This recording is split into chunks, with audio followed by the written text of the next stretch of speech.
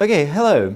My name is Igor Rudan. I'm a professor at the University of Edinburgh, and I'll tell you about the CHNRI method, which is a method that really became popular in setting research priorities all over the world in all kinds of sciences.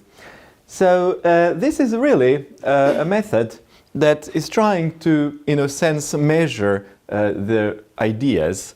And we will see how we do that, because you need to try to compare ideas one to another, and then this is not an easy thing to do, is it? You know, it's a very subjective thing. So how in the world did we manage to put together a method which is allowing you to compare different ideas and tell you which one is a better idea and which one is worse? I'll try to show you in this presentation. So when did it all start? I think it all started in 2005 when the World Bank realized that they weren't terribly happy with how research prioritization was done in health sciences. And they were working with Global Forum for Health Research. This was based in Geneva, organization based in Geneva, which was trying to monitor global funding for health research and trends in global health research.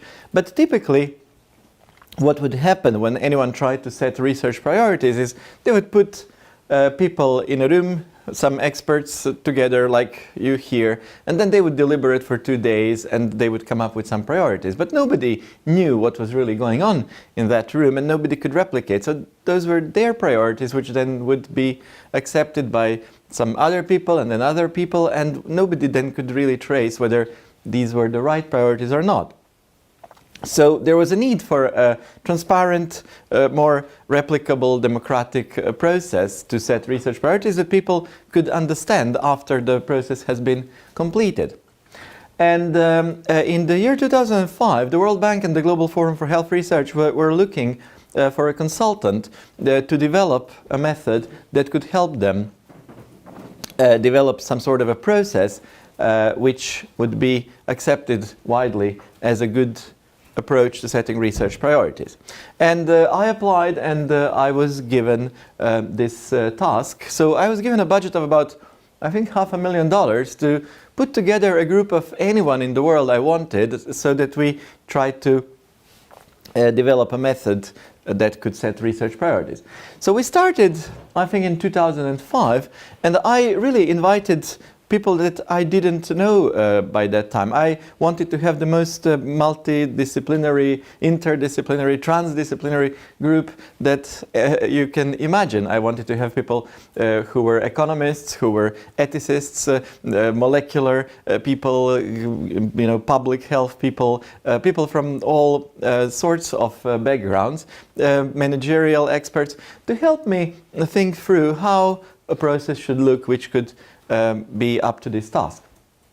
So we started in 2005. I invited those people firstly to Geneva, and then we kept meeting about 4 times a year in all these lovely places, and then we really kind of got together as a group really well, and you know, we were getting along really well and thinking things through. So we kept meeting in all these lovely places in 2006, and then we really, you know, started enjoying our work and kept meeting in 2007 in further lovely places. And unfortunately in 2007 in Beijing we ran out of money, as you may imagine. So at that point we realized we needed to come up and publish what we have done and present to the world what is now known as the CHNRI method for setting research priorities.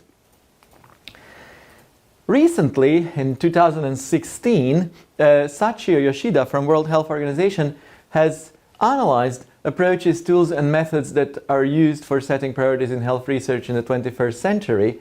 And I'm very happy to say that although we only revealed our method to the world in 2007, by 2016 it was already the most used method, and I think this piece of a pie chart will continue to expand. The Delphi method, that was a dominant approach before that, is now squeezed to only a quarter.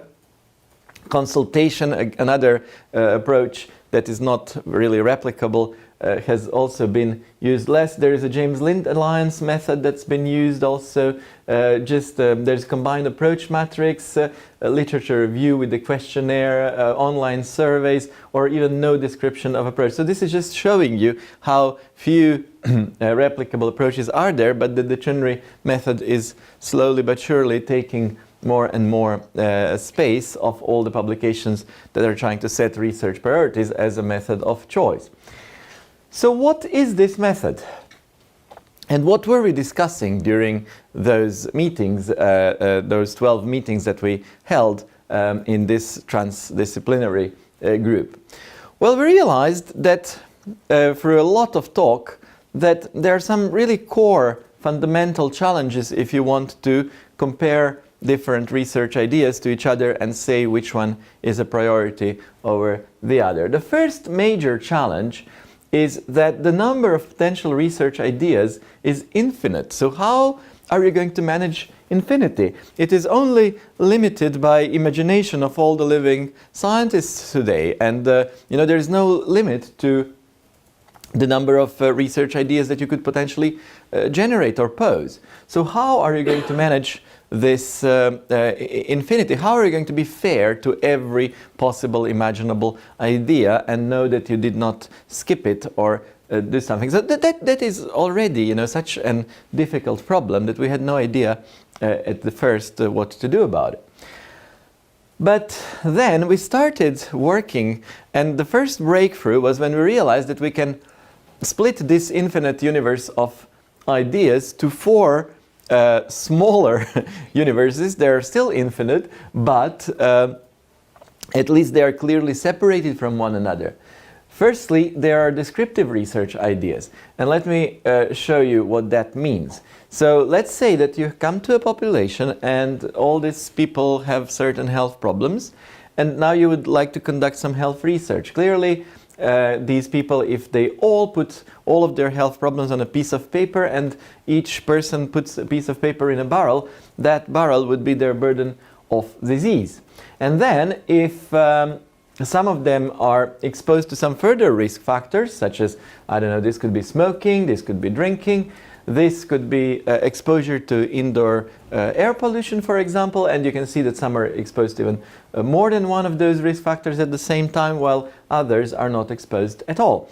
Then, because of this risk exposure, there is a bigger burden of disease than it should be, right? But at the same time, the government or people themselves are also placing some interventions which are effective to a degree. So this could be the vaccination, this could be support group against smoking or drinking, and because of that the burden is actually smaller than it could be. So what is the first universe of these research questions in health research? Well, the first universe is any research questions that are going to try to describe the health situation. Okay, so describing the health situation, any research that it needs to be conducted to describe the health situation should be considered the first universe of ideas. Just trying to understand the problem and the determinants of the problem and what can be done about the problem. Those are the descriptive research ideas. Okay, then when you think about this situation, what else could you do to improve the state of these people by research? Well, you can start doing research to see and explore how, within the same amount of money that is being invested here, you could reduce the burden of disease even further. For example, you could realize that you can make this intervention one somehow more accessible to people, or that this group of people here are not the right group of people to target with anti-alcoholic interventions, that in fact you should target these people who are really at the moment drinking or smoking. Okay, so basically just understanding that what you're doing is not targeted at the right people or could be done even better, that is your health policy and systems research, that is your delivery research, that is your implementation research. That research could allow you to, within the same context and with the same amount of funding to achieve more. Okay? So thanks to that, you could reduce the burden of disease, all right? Through that research. And then once you've done that, what else can you do?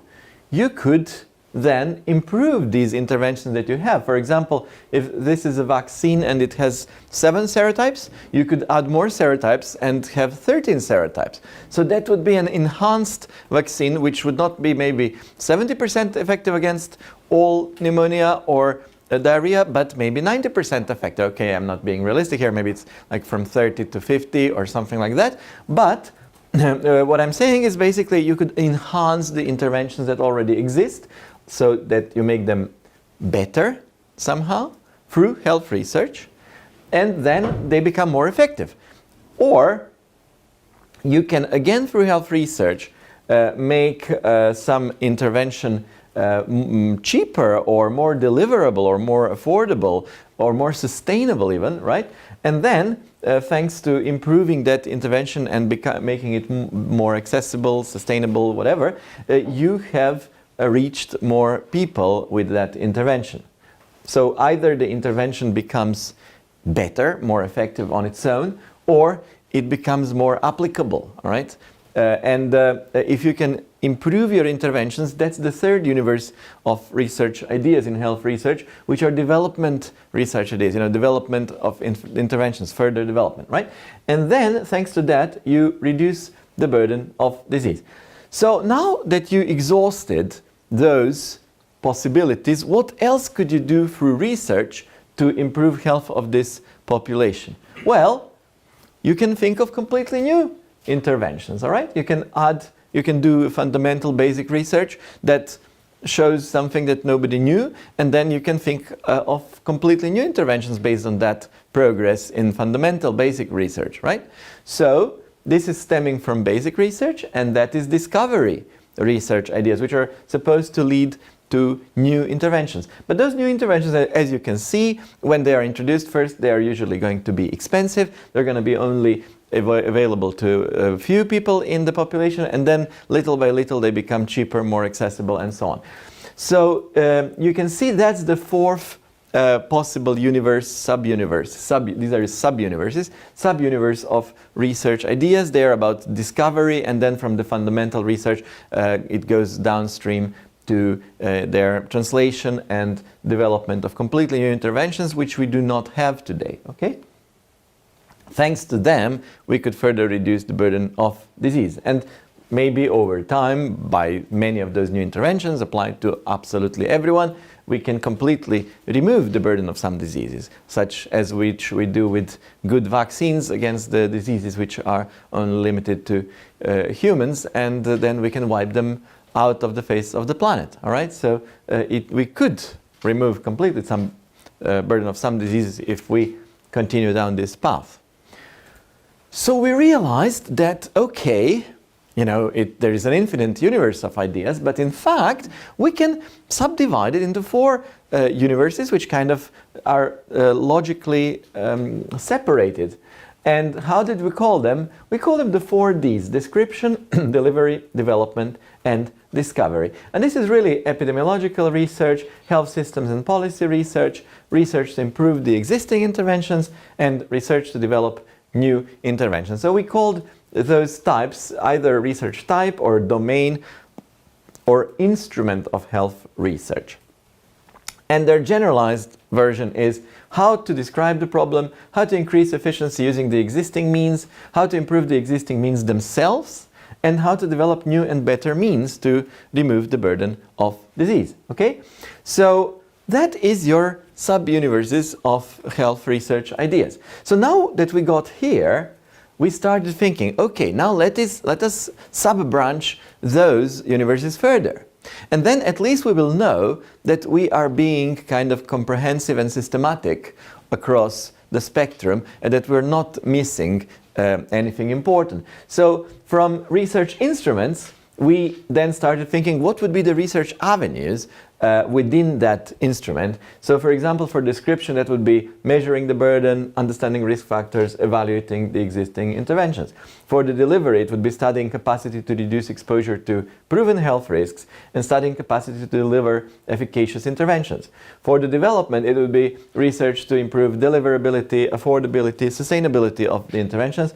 And in the discovery, you could do discovery to introduce new interventions through basic research, clinical research, public health research. Suddenly we had 3, 5, 6, 7, 8, 9, 10, 11. Suddenly we had 11 sub-universes, and probably there are some more avenues here, but eventually when you then present it like this, then you can start filling these with research options. So this is now from instrument to avenue to option. We're getting more and more specific. And then we realized there is a depth of research idea. You know, it can be very general, but it can be very specific. So ideally, if you want to compare them, you want to compare them at the same level of width or depth or whatever you want to call it. So we realized that one thing that's going to be intuitive to all scientists all over the world would be the level of like 5-year research projects or 4 3-year research projects,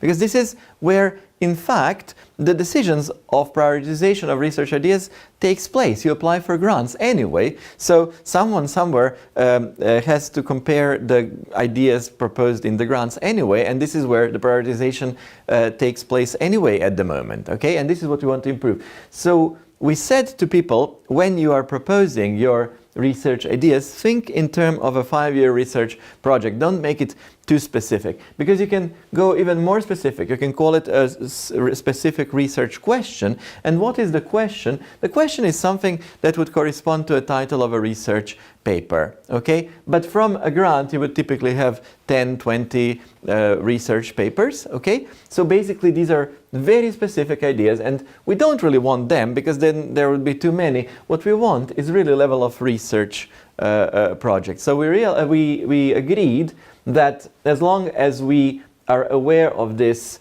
kind of branching, and then we can align all the research ideas at the level of research projects against those avenues, we can at least be certain that we're not missing a complete research avenue, you know, that we are having every single research avenue represented by at least a set of a good research options. And then of course, yes, maybe we are missing an option here and an option there, but at least for the vast majority of ideas we will know that if they're feasible, they would be included here. And then we realized that okay, the number of research options will still be very large, but at least this approach is inclusive, representative, and still manageable. And if we can get to several hundreds of these ideas, then we would probably be fine, and it would be difficult for anyone to say that they can come up with something better to ensure that the whole process has been comprehensive in terms of ideas. Okay? Now, that was the first major challenge. You can see how major and problematic it was, but there were 2 other. The second one is outcomes of research ideas are unpredictable. You can't know when you start doing some research whether you're going to be successful or not, or are you going to find something or not. Then if we knew, then everyone would be a super successful researcher and get many prizes if they always knew what they'll find from their research. So how can we say that something is not a priority or a priority if we can't say where the research leads to and what is going to be achieved through research? And many of the best research ideas which led to the biggest progress in science came from a completely, some completely outside ideas which nobody thought at the time were important, but they proved to be very important much later, okay? So how do we manage this uncertainty of the outcome? How can we say something is not a priority if it may lead to a Nobel Prize 20, 30 years later because it really showed to be very important? So we started thinking about the context of prioritization. We started thinking maybe if we understand the context of priority setting for health research really, really well, then maybe we can say what makes more sense and what makes less sense. So let's start with understanding the context of prioritization, because it's very tricky, this context. Firstly, somebody is going to invest in this health research. So they need to be transparent about what is their motivation. Why are they investing in health research? Is it to reduce the burden of disease, like get rid of part of it? Is it to develop intellectual property and patents and then make profit from it? Is it to find something spectacularly novel and important and win a Nobel Prize? So what is it? You know, because motivations for people who are in health research can be vastly different. What is their investment style? Do they want to be a very rational investors with a balanced portfolio? Do they want to be risk averse? Do they want to be risk seeking? And I think you can already now recognize who are the main players in health research. If the governments are using taxpayers' money to fund health research for all of us, right? Then they probably want to remove the burden of disease as much as possible, and they want to be reasonably balanced and responsible investors.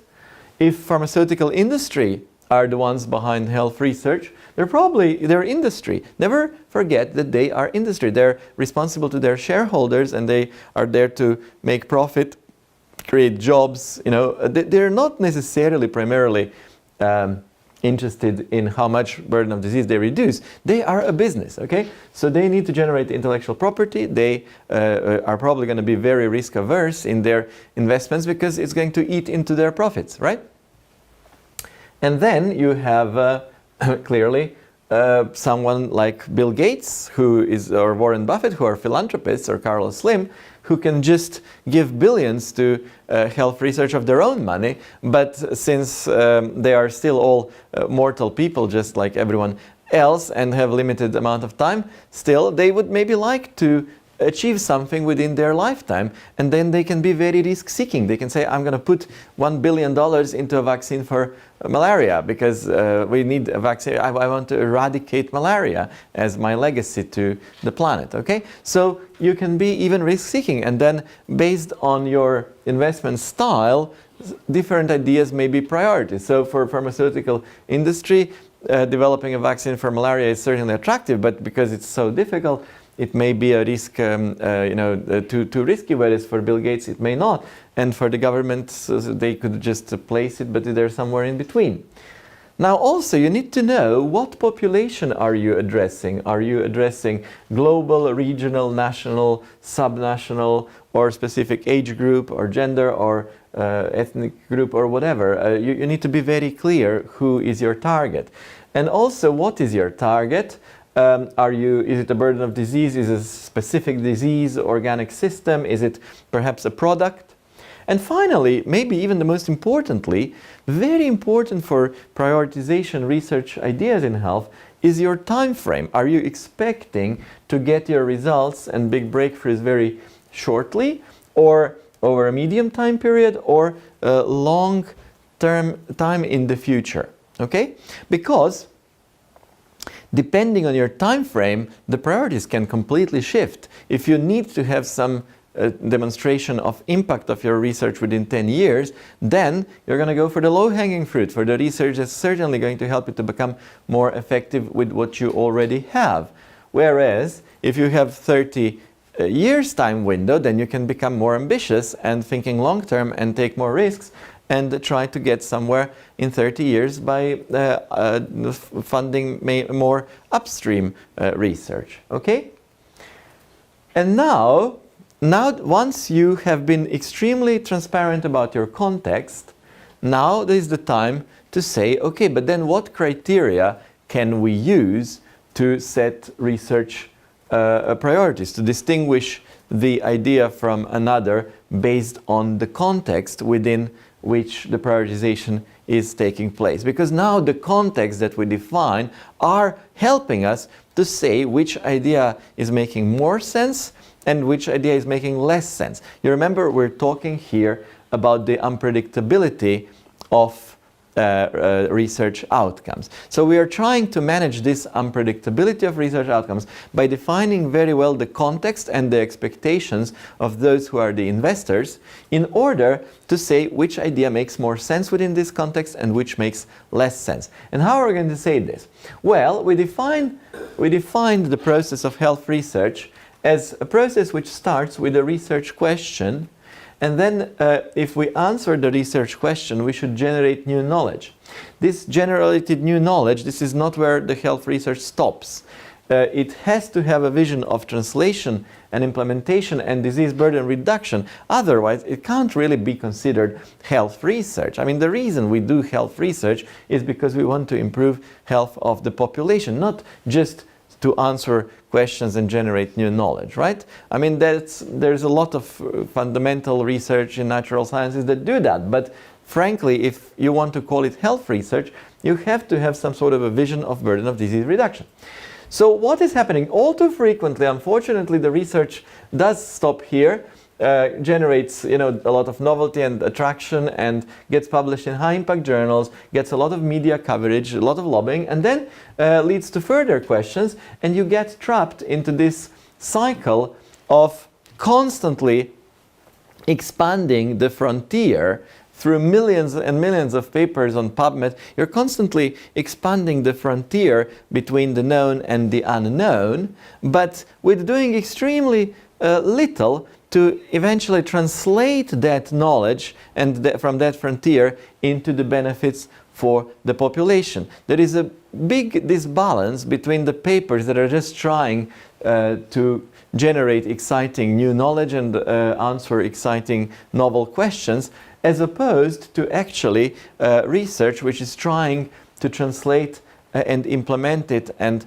generate disease burden reduction. You can compare it to those first mobile phones. So basically that would mean that the first scientists would, as soon as they figure out how to make a big ugly mobile phone that actually works, to them the problem is solved. They've generated the solution. But then the industry comes and they need to make those mobile phones far smaller, far more pleasing for the consumers to buy them, far cheaper. So this is where scientists are bored, and not just the scientists, but the panels of those who are evaluating research grants. They start thinking of this as boring, because this is exciting, new.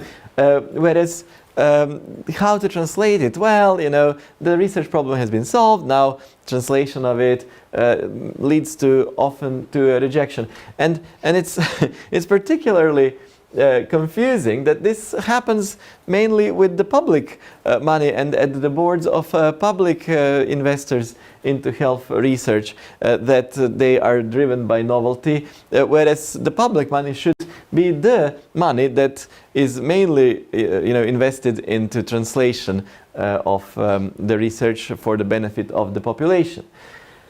So once we realize that this is the whole kind of a process of health research and that we do not want to be trapped into this cycle, we want it to always run all the way to the end, we realize that there are some criteria that can tell us how likely is it that we get from one step to another.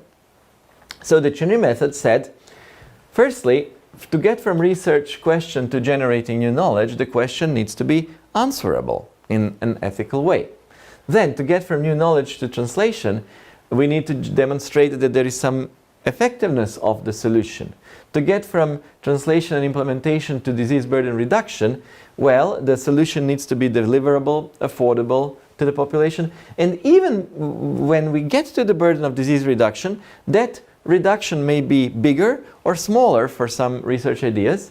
And even more so, the reduction can be mainly achieved among the wealthy in the population or among the poor, or just be equity neutral. So you see, we realize that there are at least 5 criteria that are telling us very well how likely is it that we get from one step of the process to another step.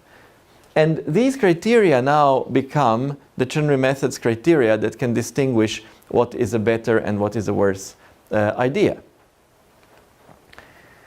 But then, because we were a big group with multiple backgrounds, we realized that there are many other criteria that we could potentially use, like how attractive is the research, how novel, what is its feasibility, affordability and cost, what about ethical aspects, what about public opinion, community involvement, local research capacity, generating patents. Should we think about those as well? Well, and the most importantly, decision on research investment priorities based on different criteria will necessarily conflict each other. So one criterion will be saying this is a better idea, but the other criterion may be saying the other one is a better idea. So what happens then? Well, this is now leading us to the third major challenge. How do we now use these conceptual breakthroughs to somehow measure and rank all feasible ideas in some fair, transparent and replicable way? How do we do that? Well, 2007 was the advent of a phenomenon of the 21st century that now became far more prominent over the last 10 years, and that was crowdsourcing, okay? So the wisdom of crowds, why the many are smarter than the few, and how collective wisdom shapes business, economies, societies and nations. That was a very popular book that was published in 2007 and written by James Surowiecki, and also another one by Jeff Ho about crowdsourcing and why the power of the crowd is driving the future of business. Okay, all of a sudden we realized, wait a minute, there is a new thing which perhaps could be used to achieve this goal of saying which idea is better than the other. So the central idea is that a diverse collection of independently deciding individuals is likely to make certain types of decisions and predictions better than any experts in vast majority of cases. So if you're just asking 2 or 3 people and their opinion, and if you're asking 1,000 or 100 people of their collective opinion, the collective opinion of many will, the biases will kind of cancel each other out, and the prediction is going to be better than 3 people with their own personal biases. So you're minimizing your risk of being wrong if you're leaving it to more people, but they do need to have some knowledge of the thing. So what are the requirements for those crowds to be wise? Because crowds sometimes can be completely unwise, as we know. So firstly, there has to be diversity of opinion in that crowd. Each person should have a completely private information, even if it's just an eccentric interpretation of the known facts. We don't mind, because we want to capture that diversity of opinion. Independence. People's opinions aren't determined by the opinions of those around them. This is something that Delphi method doesn't have, because when you get into a room with the 2 or 3 biggest experts in the world, they usually drive the discussion, and their personal opinion affect opinions of others in the room, and then 2 opinions become 20 opinions, people leave the room, become 100 or 1,000 opinions, become million opinions, and all coming from 2 or 3 heads. So that is not really safe for us when we're setting priorities.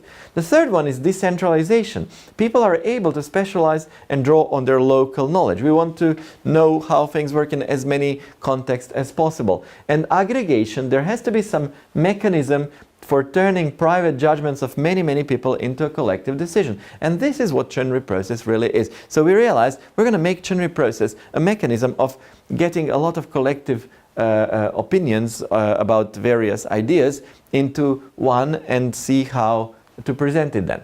So your typical consensus development process before CHNRI was that there was a background reading, round 1 of discussion in Delphi, expert interaction, they were deliberating, feedback to experts of their process, and then second round of discussion and consensus on priorities. So this is a typical Delphi method, and it sounds good, but the trouble is that it's not replicable. It's entirely subjective based on the people who take part, whereas the CHNRI method does not require any background reading, does not require any discussion of people, no interactions of people at all.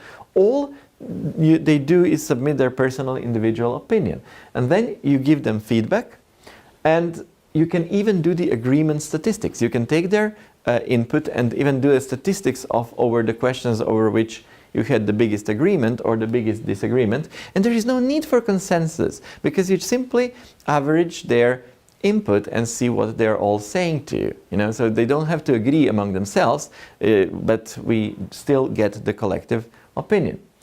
All right, so finally, once we made those 3 conceptual breakthroughs over 3 extremely fundamentally difficult problems with prioritizing health research, we could propose something that we call the CHNRI method. So the CHNRI method starts with the investors. They can define the context, they have to define the context, define the criteria that they want to use to set ideas apart, and select a management group that will conduct the CHNRI exercise. And once they've done that, we ask them to gently, remove themselves. We bring in the management committee of the CHNRI exercise, and then they have to choose the larger group of technical experts. Why do we want a larger group of technical experts? Because we want to ask the people in the world who are the most likely to have knowledge over those areas that we want to do health research priorities in. So why not choosing those that are going to be going for those grants anyway, and why not build on their opinion? They are going to know more about this than anyone else in the world. So you can select, say, 200 most productive people in that research area in the past 5 years and get their collective opinion on the state of their field. Okay? So that's what we're doing here.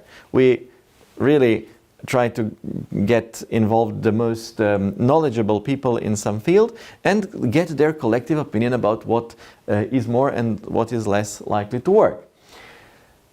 Then you write to them, you get them involved in the exercise, you ask them to submit many of their ideas for research, and then you consolidate this list. Management team consolidates lists, removes the duplicate, sends them the scoring sheet, and you ask them to score all research ideas against those 5 or more or less criteria for priority setting. And then finally, you don't want to also leave everyone else behind. You don't want to make this an elitist process where you have some sort of an elite researchers telling the rest of the world what needs to be done. No, you also want to involve the general public somehow, but how? They cannot give you opinion on which research idea is better or worse, because they simply don't have much knowledge about this. But what they can say is which of these criteria that are used are more or less important to them, okay? So you can survey them to give you a thresholds or weights, different weights on those criteria that you're using. So to say, if the criterion of equity is not 80% met, then no matter how good everything else is, you should not consider that research idea a priority, okay? Because we are not happy that with its equity thing. Or say, well, we want something to work, so give effectiveness more weight than anything else. Or we are sensitive over equity. We want equity to be weighted far more than other research options, all right? Or we don't want our money to be wasted on some research that's not going to work, so we want to know that it's answerable, so give answerability more weight, okay?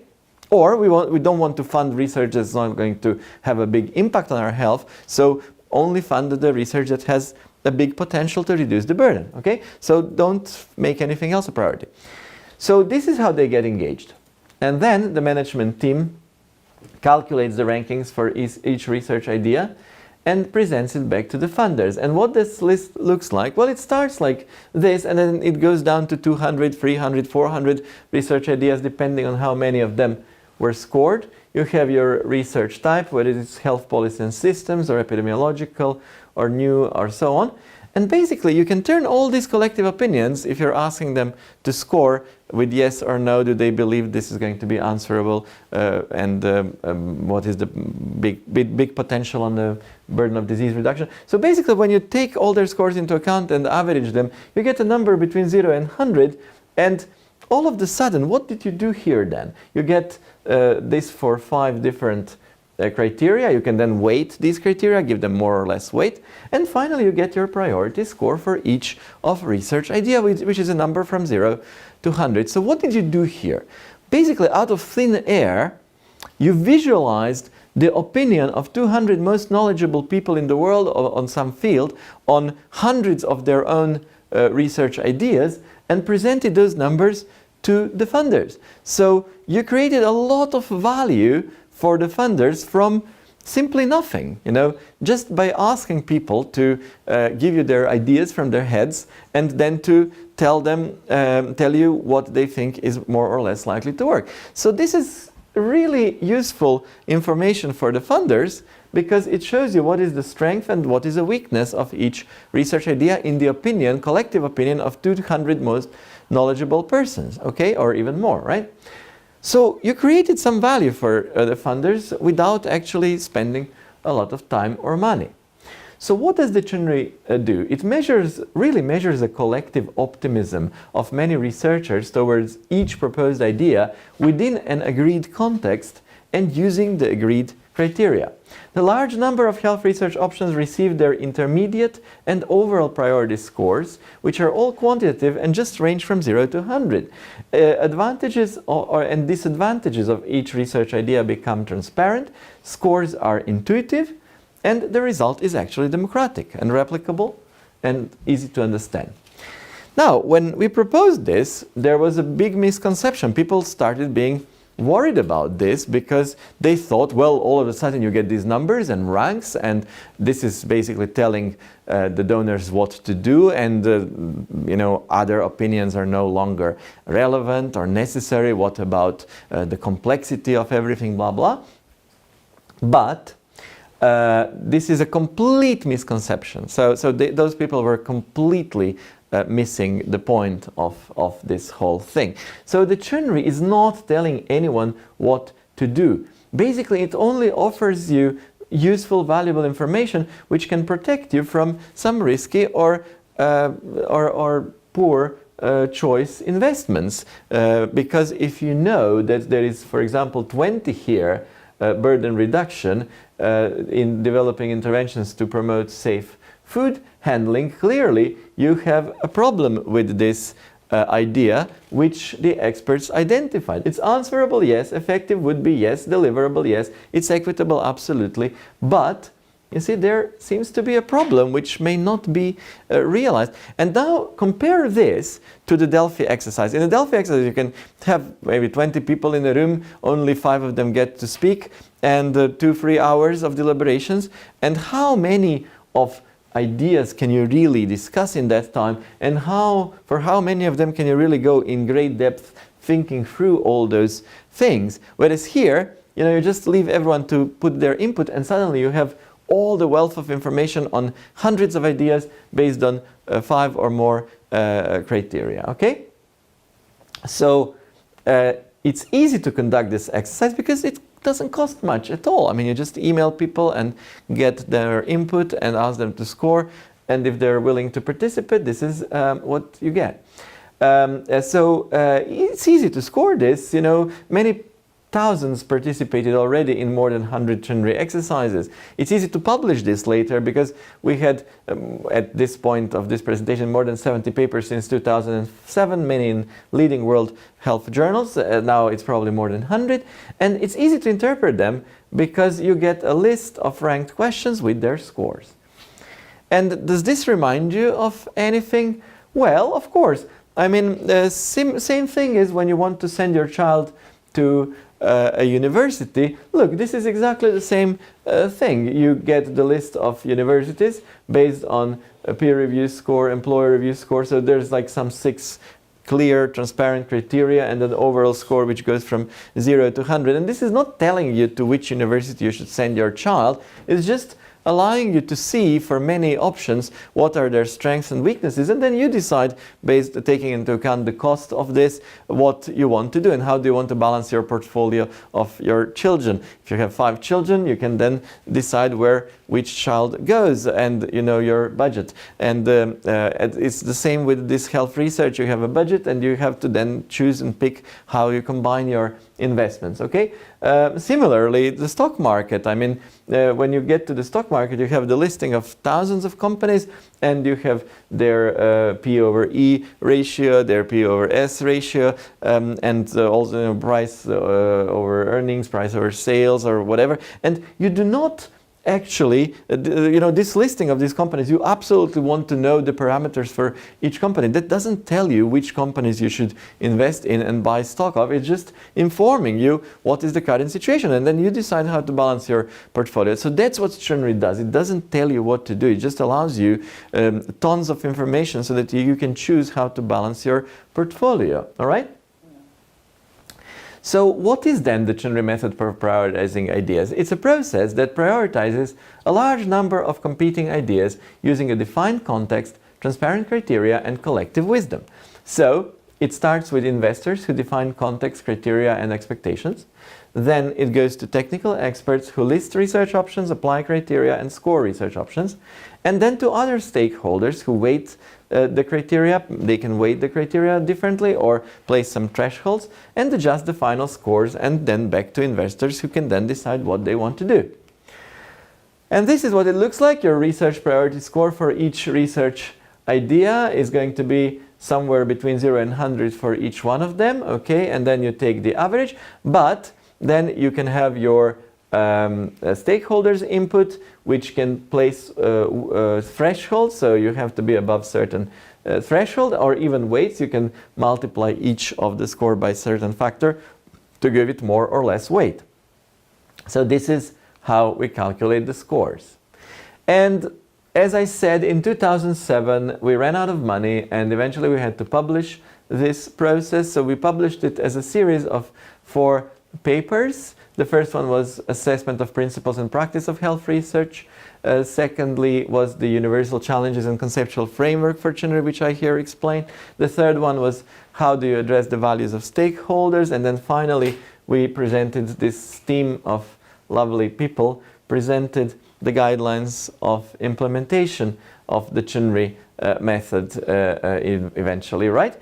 So this was the group of people that put the whole thing together over a period of 3 years.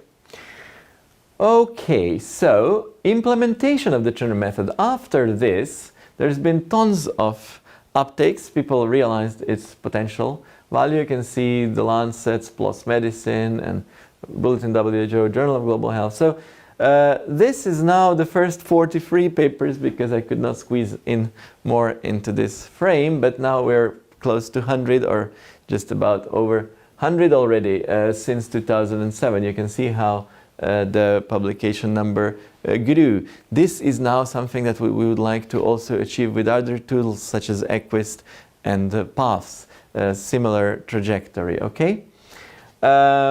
Right, so review of the context in the first publications. Let us see then, in these first publications, how many of those who implemented CHNRI have stuck with our original guidelines published in those 4 papers in 2007 and 2008, and how many of them actually decided to change something. So the context was global. Now we are analyzing only those first 43 papers. There is going to be an updated analysis of 50 was actually published, and there's going to be an updated on 100. But this was based on first 43 publications. So the context was global for setting research priorities in 13 papers. Low and middle income country focused in 24 papers, or 55%. And then some national level exercises in South Africa, India, Brazil, Chile, and Nepal. And there was one in the crisis setting as a context, okay? Time frame, it was less than 5 years, so very short time frame where some change was expected in 7% of the exercises. 5 to 10 years in 11%, the majority in 10 years, but some even longer, some even much longer. So you can see already that CHNRI method seems to be very flexible, because you can use it in national level context, in some specific context, in low and middle income country, regional context, in global context. You can actually vary your time frame depending on your needs. What else? What population has been studied?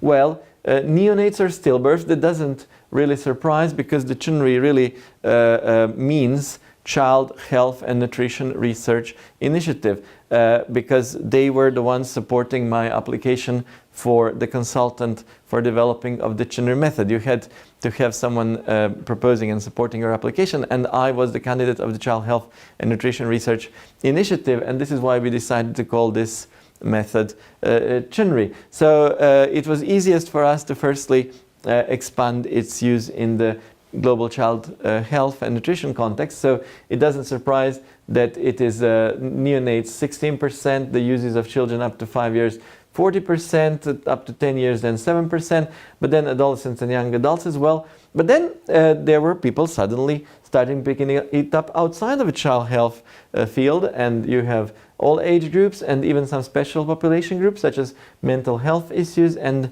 disabilities. Now, one thing that is maybe slightly disappointing is that for many of those people who were using the CHNRI method, it was quite difficult to really get a good group of stakeholders to place, to put their input on the weights and place thresholds. So in a majority of exercises that were published eventually, they just said, well, this is the input from the researchers, this is the completing part of the CHNRI. Now, if you think you want to vary your weights and thresholds, you can do that and then rejuggle these, but this is what your template is, and now you can change it based on your own stakeholders' input in your own country or whatever. Okay, what else? We, as you remember, proposed 5 original CHNRI criteria. One thing that really surprised us when we were looking at the publications was just how many people actually changed those criteria and used some modified set of criteria. So in the majority, in 2/3 of papers that we were looked at, even the first papers, although we were very prescriptive and clear about our 5 criteria, we realized that 70% almost of the exercises used completely modified criteria. And not just that they've changed the criteria they used, they changed even the number of criteria that they used from 3, 4, 6, 9, even 13 different criteria. So the standard criteria, we looked how frequently each one of them was actually retained. Answerability was retained in 81% of cases, and equity too. So those seem to be the 2 criteria that were the most frequently retained ones. Impact on burden less, and deliverability and effectiveness even still less. So what were then those additional criteria that people started to use? This was so exciting for me to look at, because it was the community using the CHNRI method and modifying it and making it more flexible. And I was wondering, what are those other criteria that they were using? So feasibility and acceptability were important to many. Also low cost, sustainability, and then relevance, fields key gap, applicability, fundability, usefulness, ethical, local ownership, added value, attractiveness, immediacy, long-term impact, clarity, needs, sensitive. So you see, there's quite a few of others that people actually thought of and found useful in their own exercises, which is great, because this shows you just how flexible this process is and how widely applicable. After the first 43 papers, more than 5,000 experts have been approached to take part in CHNRI. More than 3,000 have actually submitted their research ideas. Initial response rate is obviously about 60% when you invite people to join your CHNRI exercise. Submitted research ideas eventually 8,500. That makes it almost 3 ideas per expert on average. Consolidated ideas for scoring, so there were many duplicates, you can see. So redundancy rate is about 54%. Number of experts eventually scoring ideas is much less of those that just submitted ideas, so about 54%. Number of papers 43, number of citations to date, but this date was, I think, in 2016, about 1,400, and citations per paper. It seems that every paper gets cited quite a lot, even in these first years after publication. So that means that this has really taken a life of its own, and now CHNRI is a well-recognized method. Now, people often ask me, okay, but how do we know that it does a good job? How do we know that CHNRI method really is valid, that it really is replicable, that it really is, how do we know that if you don't just take another 200 experts, that you would not get a completely different scores? So I had to think of a number of ways in which I would showed the robustness of the CHNRI method and its validity. So one of the ways was to show that within the group of scorers, if you give them on the very long list the same question 3 times, that question would actually get the same score each time from that group of experts. So that was like internal consistency of scores, that the opinions do not vary that much. So what we did in the diarrhea exercise here is that the questions 6, 7, and 15, this is the rank 6, 7, and 15. The questions number 45, 40, and 88 were put within more than 200 or so questions, and they were essentially the same question, just reworded slightly in 3 different ways. And we were interested, are those 3 going to be all over the list, or are they going to come close together? So out of around 200 questions, they came to number 6, 7, and 15 with the scores of 85.8, 86.8, and 81.8. But we did expect some difference because it's not exactly the same question, but this is just shown us how, and we've done quite a few experiments like this, how internally the method is consistent. The experts always give the same responses and we get the same score, or very similar. But this was then even more important. The question was, how many people do you need to score this CHNRI exercises? Do you need 20 people, 30, 100, 200? Do you get better with more people engaged? So we conducted experiments on several conducted CHNRI exercises when we had many people scoring. And we were taking a subsamples randomly. We were taking 10,000 subsamples of the much bigger sample, just to see whether the subsamples of people of the size of 15 people, 20 people, 25, 30, 35, when you look at the ranks produced by those smaller subsamples on the average, how does that rank compare with the rank of the whole group? And we found out something very surprising, that the saturation of human collective opinion comes about very quickly, actually. You do not need thousands of people. Look what happens.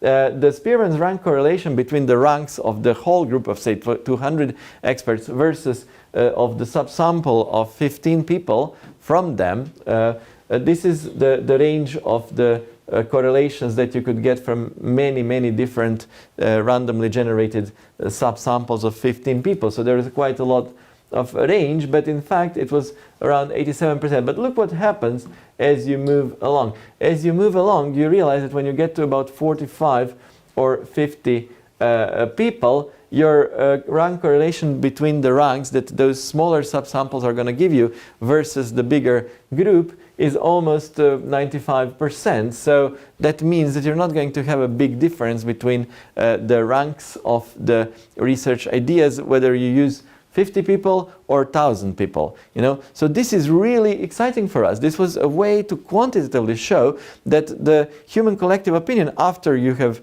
really asked about 45 to 50 knowledgeable people, you can keep asking 1,000 more and you're not going to change the ranking list. That was very useful for us because it proved that the method is valid. You would not change the method if you add 1,000 more people.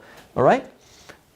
So now, I can, after this validation, I can summarize a few thoughts on why do I think the CHNRI method is working and why is it expanding, why is its use expanding. Firstly, I think people recognize that it's really trying hard to be systematic because we found an acceptable way of handling an endless spectrum of research ideas through this framework of instruments, avenues, options, questions.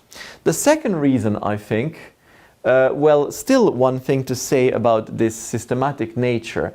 What we have looked into, and this is extremely interesting again, so we're tapping into some phenomena that were maybe more general. This is your number of experts that you invite to submit ideas, and we said that they submit 3 on average, so 100 people should submit 300 ideas, 200 people should submit 600 ideas, okay?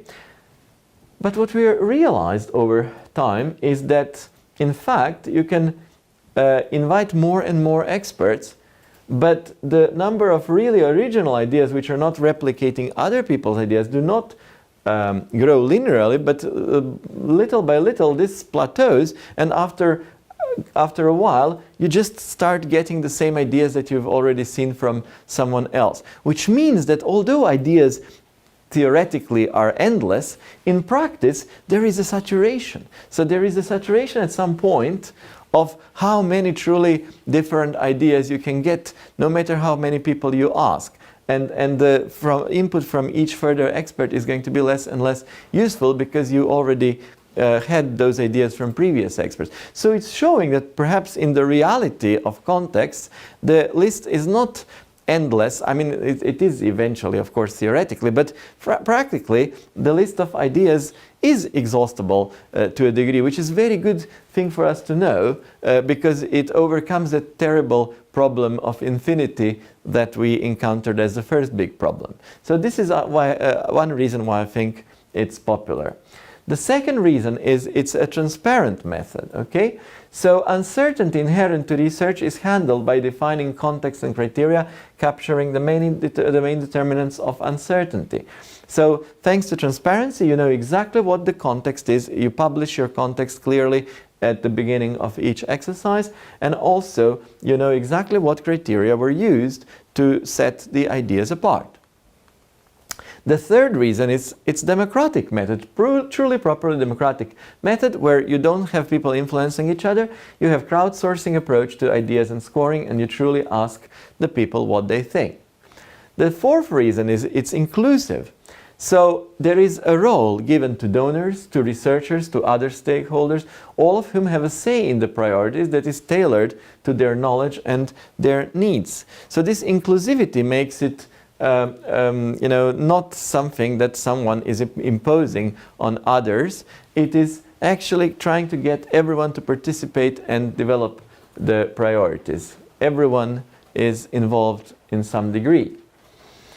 The fifth reason, I think, is its flexibility. It's just so flexible. You can so easily modify it. You can add criteria, replace criteria, shrink a number of criteria. You can change the time frame, the population. You can apply it to anything in a way that you find it more useful. Like you can get rid of effective and change it with focus, gaps for scale-up, change deliverability into national policy attention, change the equitability into ownership by local actors. So whatever serves your exercise, and this was implementation research prioritization for, I think, newborns in the world. And the sixth reason is so simple.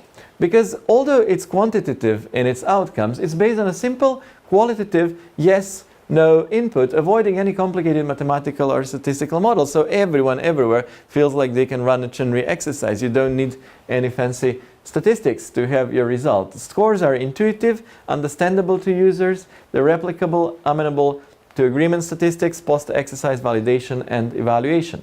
It's cheap to conduct and easy to publish, and this is what you get as your output, a simple table with intuitive outcomes from 0 to 100.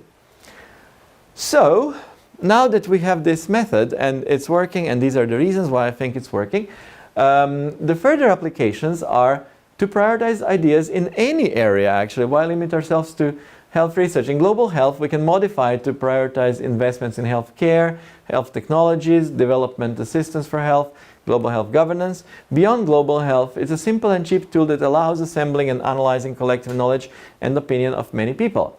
It is of possible use to other donor agencies, international organizations, for-profit companies even, in setting their own strategic priorities among many different ideas based on collective knowledge of their most qualified employees. So, you know, this method could help you if you're in a government organization and people are paralyzed by fear of proposing some new ideas to move forward and nobody does anything. You can just run the CHNRI and ask your employees to submit ideas and to rank them, and then you basically have your list of priorities and you can actually move forward without anyone having to take any personal risk or responsibility for the outcomes, because you can say, well, we followed the ideas of majority of people. Or within the company, if you're worried about your strategic direction and that the board is not listening enough to the wide opinions within the company, you can ask your top managers to, 100, 200, to give all ideas they have, and then you can run the CHNRI